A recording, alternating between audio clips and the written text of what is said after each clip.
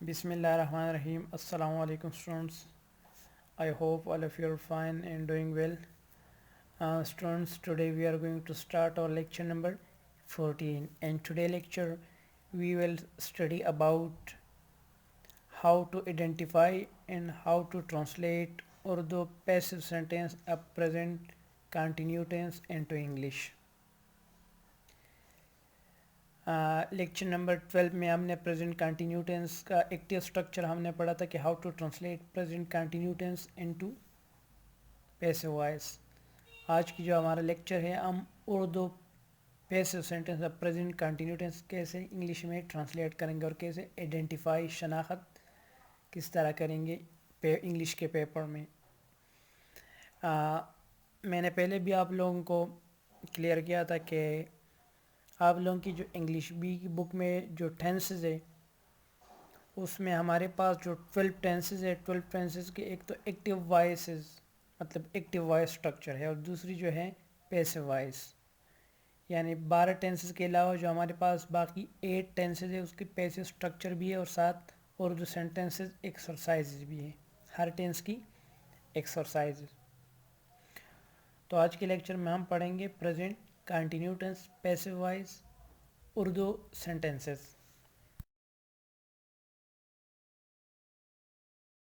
Okay students, इससे पहले जो 2-3 लेक्चर थे वो एक्टिव पैसिव वॉइसेस के हवाले थे और lecture number 12 we have studied about how to change present continue tense into passive voice. उसमें तो प्रेजेंट कंटिन्यू टेंस की सेंटेंसेस के बारे हमने सेंटेंस के स्ट्रक्चर के बारे में और उसकी एक्टिव पैसिव वॉइस के स्ट्रक्चर के बारे में हमने पढ़ा था. आज के जो लेक्चर में हम पढ़ेंगे प्रेजेंट कंटिन्यू टेंस की उर्दू पैसिव सेंटेंस को कैसे आइडेंटिफाई करेंगे और कैसे ट्रांसलेट करेंगे इनटू इंग्लिश.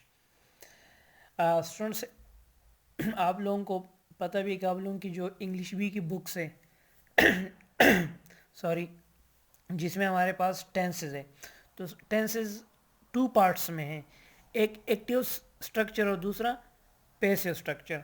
फर्स्ट पेज में हमारे पास एक्टिव स्ट्रक्चर है 12 टेंसेस की, उसके बाद हर टेंस की पैसिव स्ट्रक्चर है सिर्फ ओनली 8 टेंसेस की. ओके, तो उसमें एक्सरसाइजेज भी है, पेपर में जो सेंटेंसेस आते हैं उसी एक्सरसाइज से उठा के देते हैं.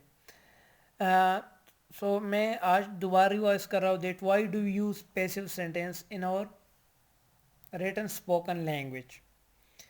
एक तो पहले मैंने आप लोगों को बताया कि when the doer of the action is unknown we use passive sentence.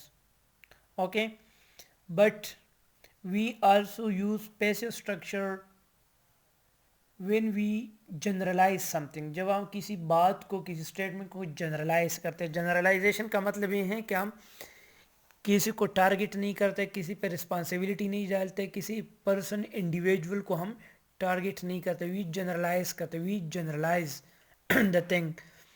So we use passive structure. For example, आप लोग सेंटेंस नंबर फर्स्ट को देखें, the SOPs are being violated.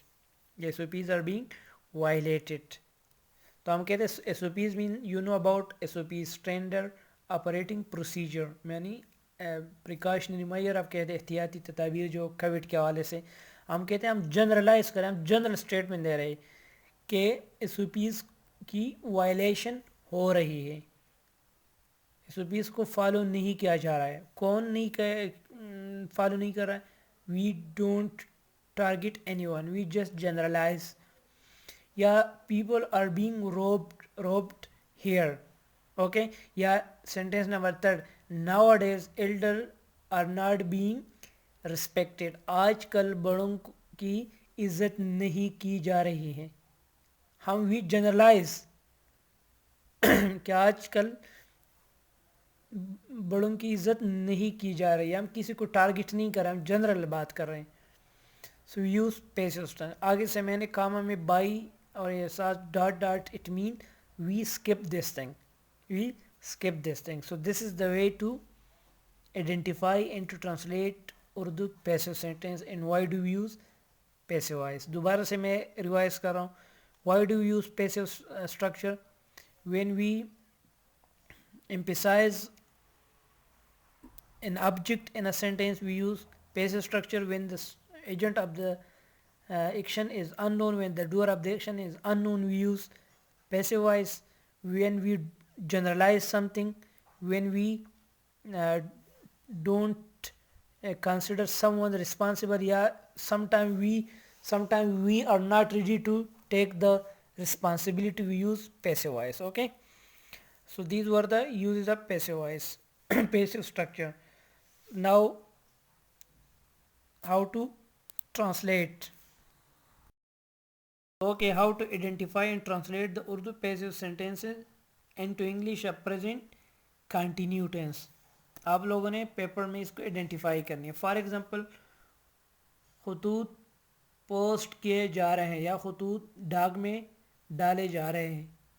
सो डालने वाला it's unknown, it's not mention. खतूत post किए जा रहे हैं, चूँकि this is present continue tense passive structure. जा रहे हैं तो this is continue tense, but continue tense तो है हमारे पास, बट पैसिव स्ट्रक्चर है. कैसे हैं? क्योंकि इसमें जो खतूत डालने वाला है, लेटर्स डालने वाला, पोस्ट करने वाला, the doer of the action is unknown. So this is passive structure. तो आप लोगों ने प्रेजेंट कंटिन्यू टेंस के लिए जो लेक्चर नंबर 12 में मैंने आप लोगों को एक्सप्लेन किया था, वहाँ से आप लोगों ने रूल्स आप लोगों ने जहन में रखें, आप लोगों ने प्रैक्टिकली अप्लाई करनी.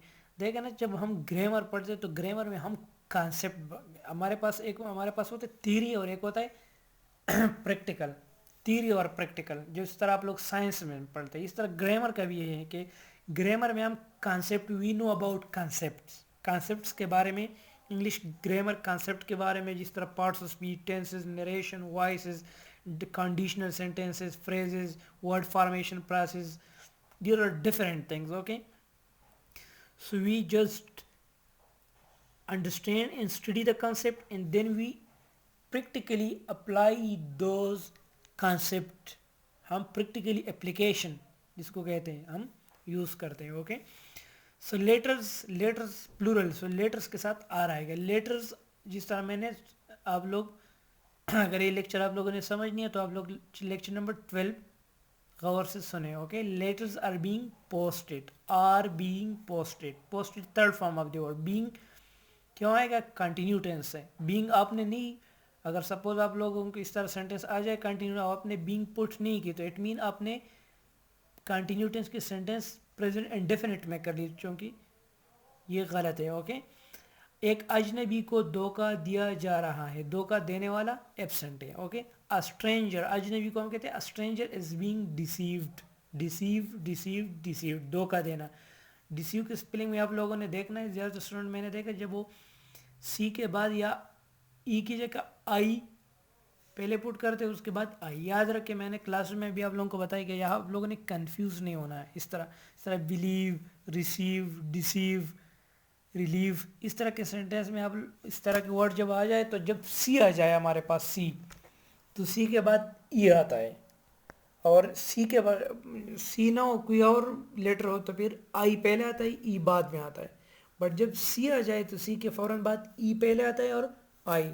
स्पेशली आप लोग ये मोस्टली लेटर में ही मिस्टेक करते हैं. जब I have received your letter yesterday, इस तरह, तो रिसीव्ड की स्पेलिंग रिसीव, डिसीव, इसमें ई आप लोगों ने पहले पुट करनी है. ओके, मुझे इनाम दिया जा रहा है. So I am being given prize. I am being given prize. इनाम देने वाला मेंशन नहीं है. आप कह सकते I am being given prize by principal, by anyone, unknown. Okay, so these were assertive sentences. How to identify negative and interrogative sentences of this tense, present continuous tense, passive sentence. Okay, for example, traffic कानून की पाबंदी नहीं हो रही है.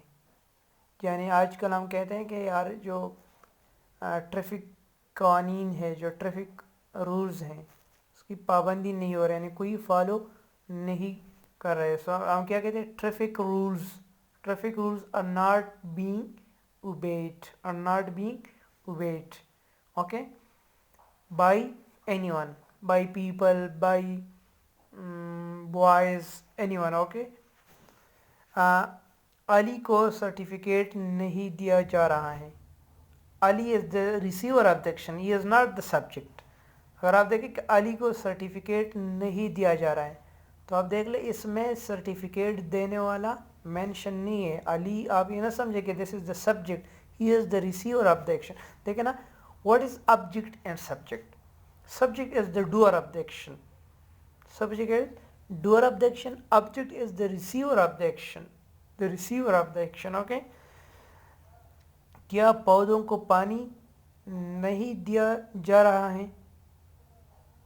क्या पौधों को पानी नहीं दिया जा रहा है? This is passive sentence, passive sentence interrogative structure. Okay, because the doer of the action is unknown.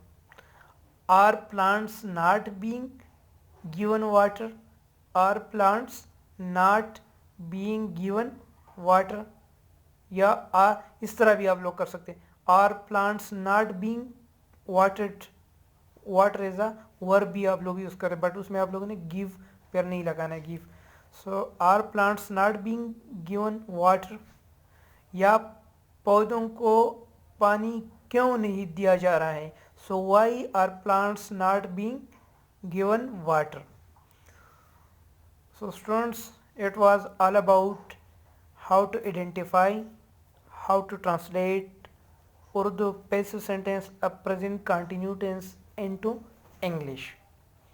आप लोगों ने क्या करना है? अभी लोगों ने इसकी प्रैक्टिस करनी है.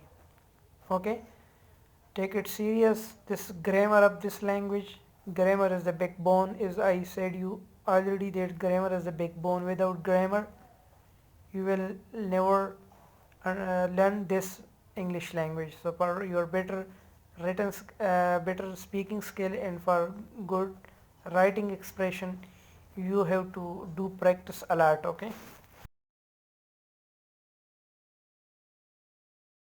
students, so far till lecture number 14 we came to know about two tenses. One is present indefinite tense, second one that is present continuous tense. दोनों टेंसेस को हमने दो एंगल से, दो पर्सपेक्टिव से हमने देखा. One is active structure, the second one that is passive structure. Passive structure की दोनों टेंसेस में फिर हमने दो तरह की हमने, one is how to change active sentences into passive voice and the second one that is how to translate and identify Urdu passive sentences of both tenses. Okay, तो मैंने जितने भी अभी तक एक्सरसाइज हुई इस दोनों टेंसेस की, तो मैंने आप लोगों को जो नोट्स सेंड किए पहले लेक्चर में भी मैंने आप लोगों को बताया था कि आप लोग फोटो स्टेट करके फ़ोटो कापी कर ले, उसको अपने पास महफूज रखें फ़ाइल में और अपनी नोटबुक्स में उतार दें. प्रैक्टिस करें, प्रैक्टिस के बगैर पॉसिबल नहीं है. अपना टाइम वेस्ट न करें, बिल्कुल भी नहीं. ये ना समझे कि टीचर नहीं है स्कूल में, मतलब हम स्कूल में नहीं है, टीचर्स भी नहीं है, कोई पूछने वाला नहीं है, तो ये आप लोगों की गलत फहमी है. आप लोगों की नोटबुक हमने चेक करनी है, आप लोगों की हमने असेसमेंट भी करनी है. शायद किसी दिन हम आप लोगों को स्कूल बुला के लोगों से रिटर्न टेस्ट भी ले सकते हैं. ओके, सो टाइम मैनेज करें, टाइम वेस्ट न करें बिल्कुल भी, हर सब्जेक्ट को प्रॉपर टाइम दे दें. जिस तरह मैंने पहले भी आप लोगों को बताया कि the biggest mistake we do in our life when we think that we have time. तो बिल्कुल ये ना समझे कि हमारे पास काफ़ी टाइम है. तो स्पेशली 9th क्लास आप लोगों की एग्ज़ाम बिल्कुल मार्च में स्टार्ट होगा, तो इतने 2-3 दिन में महीने रह गए. इस तरह 8th क्लास दिस इज़, आप लोग 8th क्लास में है but actually you are in 9th class. आप लोग 9th क्लास की कोर्स पढ़ रहे हैं. So take it serious, don't waste your time. See you in next lecture. अल्लाह हाफिज़.